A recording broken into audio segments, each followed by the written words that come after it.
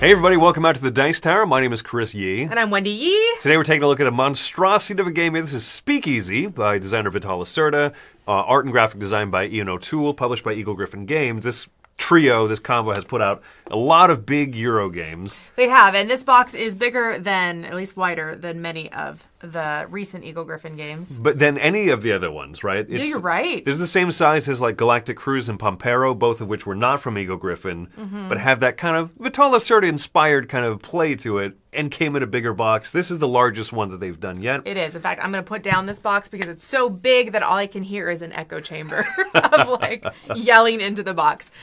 So Chris is going to take a minute. He's going to show you briefly how this is played. It is a very involved game. Don't expect this to be a full rules teach, but then we'll come back and we'll share our thoughts. Here's a wide shot of everything for Speakeasy on the table. This is the central board with the worker placement spots up at the top, the round structure over on the side, and then the map of Manhattan in the middle. Down here is an individual player board area with your available money and your money that is hidden in a safe. This is available money to use, however, it'll cost extra to use it as it's dirty money, but it counts for full value at end of the game, in which case you're trying to have the most money to win.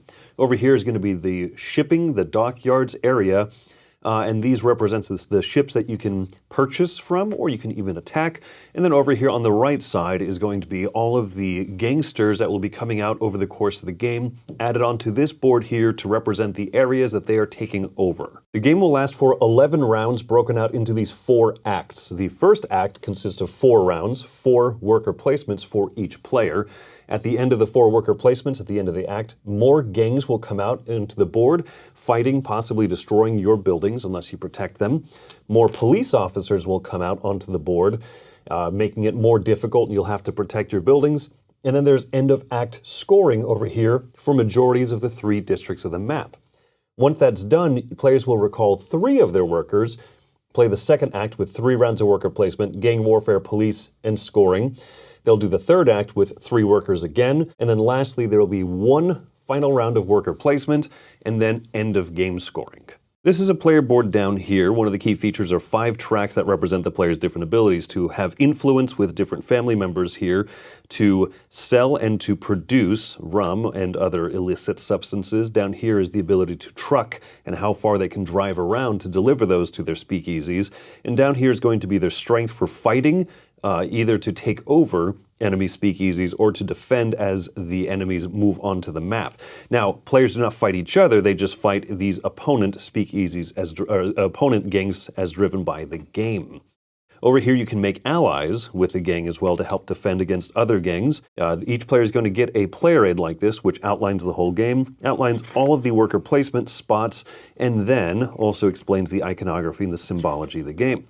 So on a turn, players are going to be able to optionally play a helper card if they have one back here.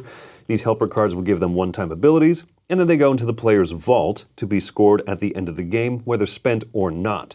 After choosing to spend one of these or not, they will then place one of their capos, or their workers here, on the action space of the board to take the actions, and then lastly they will draw up a new one of these action cards here. When placing a worker onto the board, they can go into any available slot. Now, each of these actions are broken out by category, but there are 2 or 3 different available people to talk with, i.e. take actions with. So over here, I as the blue player could speak with this person. I would gain this action first, and then below, this action is going to be available to all people who go here. If you particularly need to use a spot that another player has already done, you can go to the park to swap with one of the players who have already placed into a spot. You'll get the actions shown there, and they will get a small bonus of their choice as shown on the bottom of the park. Actions you can take range from moving up tracks to moving your truck around to deliver more rum to your different buildings. You'll notice over here, this gives you the option to play a green card, and when you play a card, sometimes it'll give you the very action, like moving your rum runner, but also you'll be able to move up tracks and gain other benefits from playing cards as well. Over here, you can build your basic buildings, which are going to be your speakeasies and your distillery, or you can build the advanced buildings, the nightclubs and the casinos, which can sell your rum for more money. You'll be able to play any card or play a specific color card, move up tracks. Some of the important actions are to be able to attack these rum runners, where you can normally purchase from them, but you can also just choose to steal and attack. And when you do so, you will also gain these scoring crates over here, some of which will give you ongoing abilities for the rest of the game as well. When constructing a building, you pay whatever cost is shown beneath it. You take that type of building and place it onto the map. Then you gain whatever bonus action or benefit is shown underneath that respective building. You can choose to place that building into an available space here, and then you'll get the city bonus token, or you can instead choose to take over a mobster speakeasy, an enemy speakeasy, not another player, but these NPC ones here on the board, by being able to fight at least their strength, removing them from the board, and then taking that respective city token as well. The 4 types of operations cards give you abilities that interact with your buildings, as well as one-time bonuses up top that are different. However, every orange card will allow you to distill, so you take a certain number of barrels according to your orange distilling track and place them into the section of your player board that represents your stills. Next, when taking the green card tucking action, you can move your truck. As you move your truck a certain number of steps according to the green track of your board, you can pick up alcohol from your stills, move and deliver them to your different buildings. So that when you tuck the purple card, you can do a sales action. You can sell, according to the number of your purple track, how high up you are, that number of barrels, and you'll make more money based on how high your infamy is on the infamy track.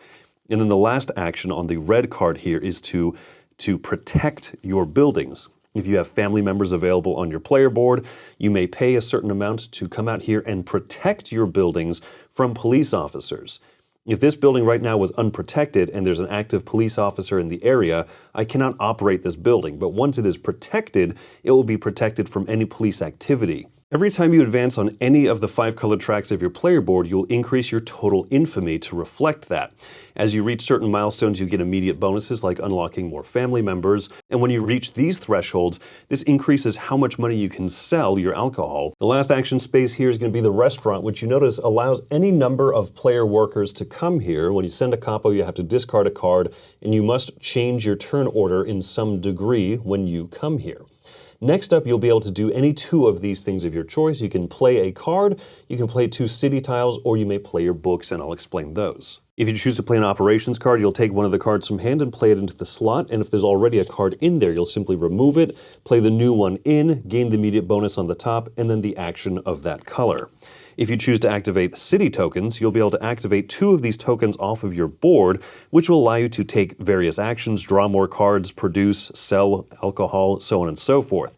If you choose to place out books, you can take any books that you've earned in the supply over here and place them onto the respective parts of the board.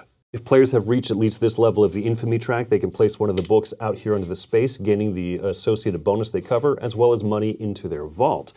Or in Central Park, if players meet any of the 5 randomized objective tokens, if they have, say, 9 strength or 5 leverage, they can gain those bonuses as well as this money here.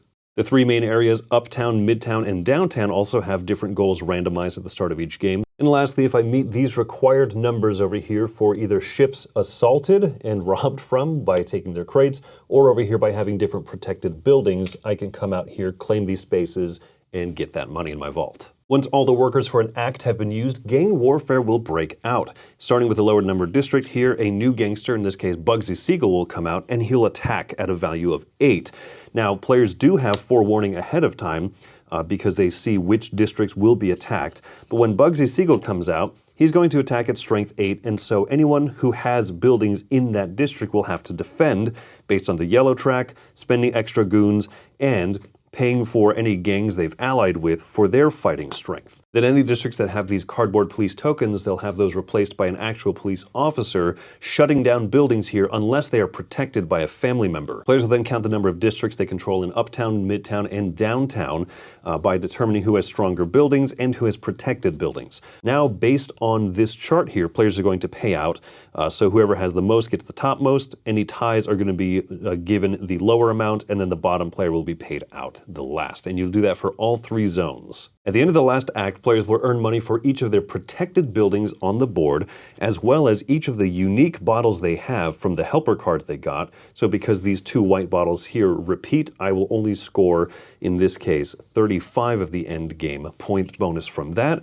Players will then also count up the money that they have in front of themselves as well as in their vault, and the player with the most money is the winner of Speakeasy.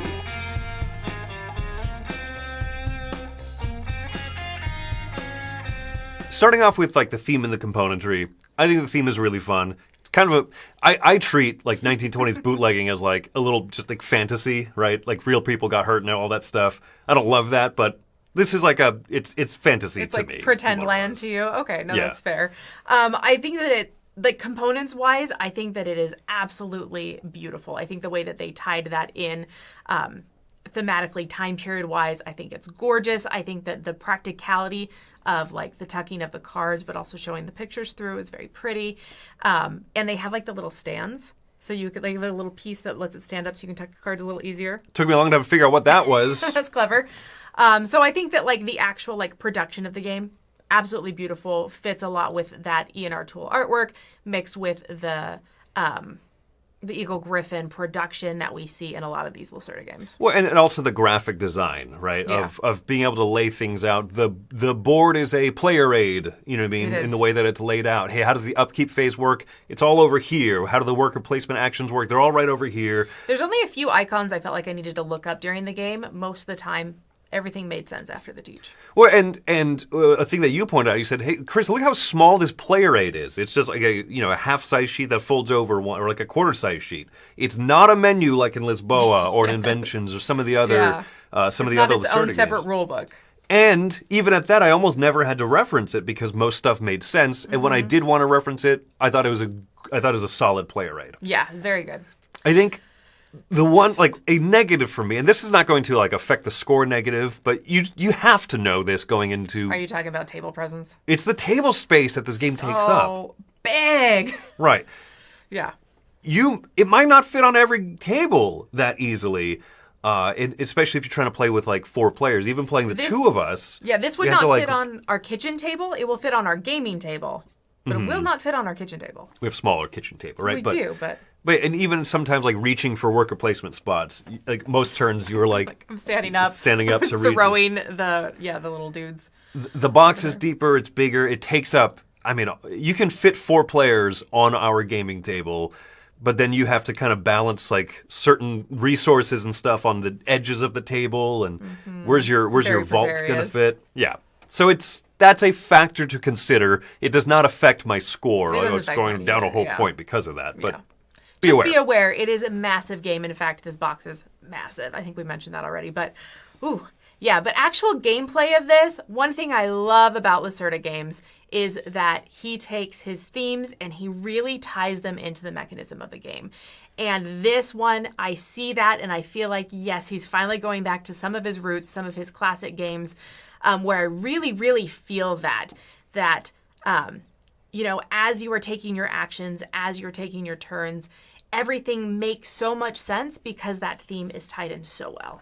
And I think that it shows up in fun ways, right? Like you can purchase rum from the bootleggers, you can build your own distillery, or you can rob those ships. And steal their rum. And just steal the rum, right? But also you then get to, if you're going to steal from them, you also get to steal some of those supplies, those crates that give you sometimes ongoing bonuses and stuff. A little bit of money up front, yeah. There are some games that make the mistake of like, you can purchase this thing or do this much more difficult process. Do I get something extra for doing the more difficult way? No. And this game kind of gives you more as you do stuff like that. Like those shipping crates can really make a difference with ongoing powers and immediate influx of cash. Because speaking of theme, I think one of the great things that this game does is kind of balance the difference between cash you have like liquid in your hand versus that you keep in your vault. Yeah, because your vault money is dirty money, so you have to pay double for it. Like everything that you spend double. Yeah, because you got to launder the money. And it creates such good decision moments because you have that money. You're like, well, I have $50 just sitting back there. It's really only $25. But still, like a casino costs $17. Like I could build a whole casino, but that's also like my end game reserves. That's my points. Yeah, you're spending victory points 2 to 1, basically. Yes. Or just hold on to it in your vault, and at the end of the game, it's full value. I like that because it reminds me a little bit of one of his previous games, Escape Plan, which is actually personally my favorite of the Vital Lacerda line. And this feels like a little evolution of some of that, because in that game, you could get money, like tokens, or you could get end game points that weren't actual money, you just had them only at the end of the game. And I like that this is like a step up above that, where you can spend that. but you're getting that detriment that you had to spend twice as much for using it. Yeah, there's one of the games that we played that I felt like I was doing terribly because every time I peeked behind that curtain, I was like, there's no money back there. I have like $10 to my name. So I'm like getting this income from my casinos little by little. So it looks like I'm getting cash. And I'm like, oh, yeah, but I got nothing in the reserves. I love the thematic tie-in that also deals with the tactical nature of this game. So Lacerda tends to have like a tactical element to his games as well as lots of forward thinking that you have to do and like really good strategic planning. And he usually has a pretty good marriage of those. And so what I like about this is that in this game, thematically, we work for the same family. Yeah. Right? We're the same crime group operation, and so we're not actively attacking each other ever. We do get in each other's way. We steal each other's spots, where someone else wants to go. We interact and have conversations with, people that maybe someone else wants to take aside and have a conversation with as well, right? Action-wise. But I love that with that, we're not fighting each other, but instead we're fighting out. And so it takes away that tactical, like, I have to constantly be thinking what you're thinking. Are you going to attack me? Are you going to burn down the stuff that I Right. spent? What of my 11 turns in the game building? No, you don't have to worry about that direct burning each other's Right. stuff. Yeah. But instead, you're just worried about what the game is going to do to you and what you're going to do back to the game. And so we get in each other's way, but we're not fighting. And I really love the way that ties in because I think that it makes it for a much more open and giving landscape for such a tight game. So like you said, there's barely any actions, but you're given so much, and there's so much I don't have to worry about. Once the police have come out, the police have come out. Once I've protected. It's done. Once I have a gang war in my area, that's done. There's never another gang war. And so I think that it's just that tactical nature of it is there, but it's not like over the top. I think one of the weird things of the game is learning and understanding how that gang war phase, the Lucky Luciano phase, like ties into it's a lot to read up front as you're trying to understand what its implications are. Like, yeah, I understand how to do it mechanically step by step.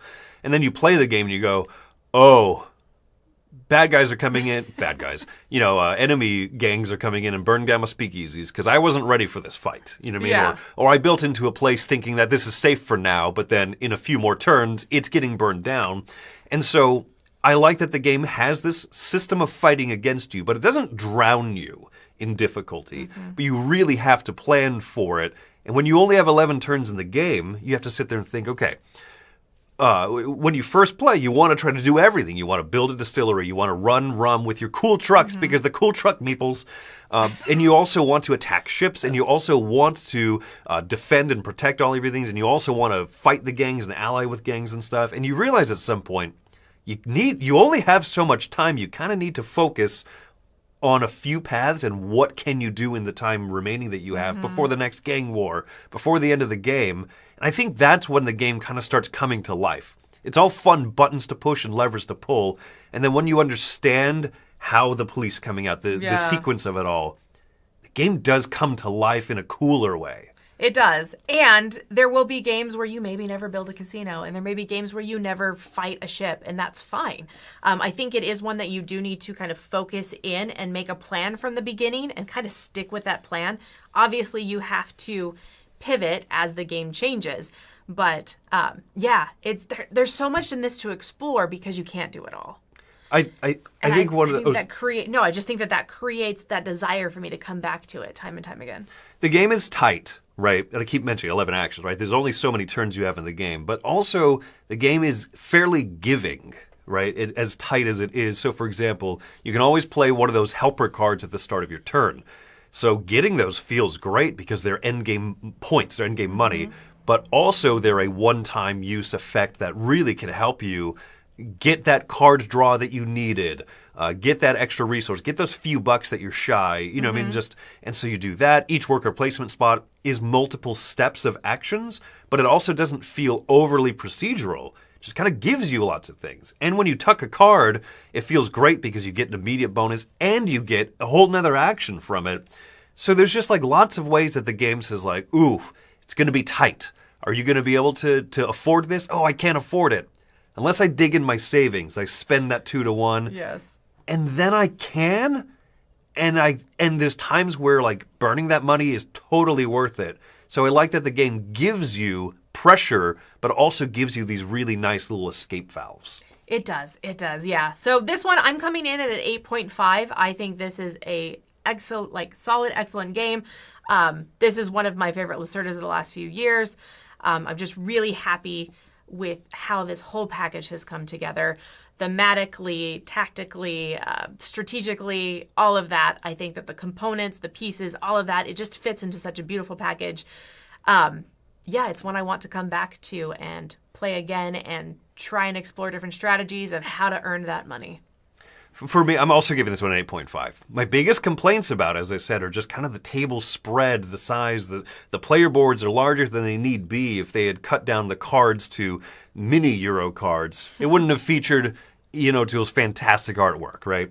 But then it would, the board could be shrunk down and fit better and stuff, right?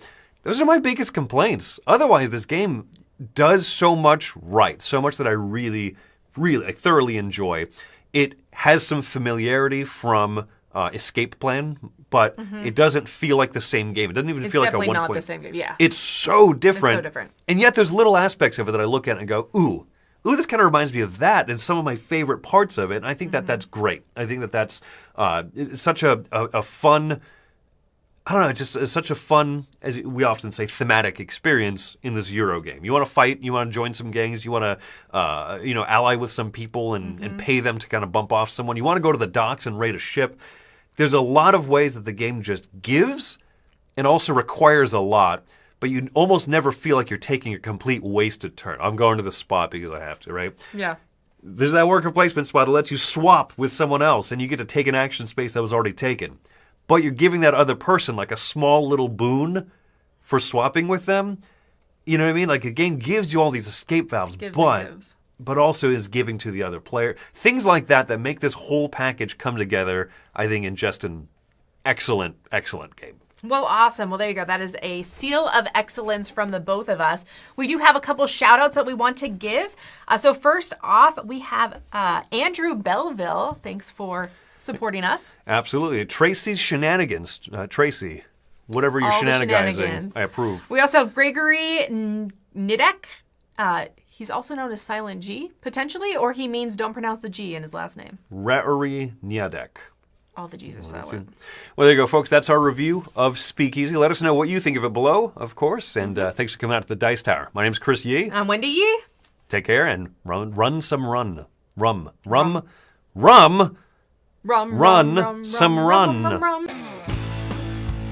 Hey everybody, thanks for watching another video from the Dice Tower. Hey, you want to learn more about us, communicate with us? We have a Facebook group, we have a Discord channel, lots of different ways to get involved with the Dice Tower. You can find that in our Linktree link below. So just click that, it will take you and you can communicate with us on Facebook, join our Facebook groups. There's lots of cool things that you can find and become part of the Dice Tower. Thanks so much for watching. I'm Tom Bassett. Run some rum.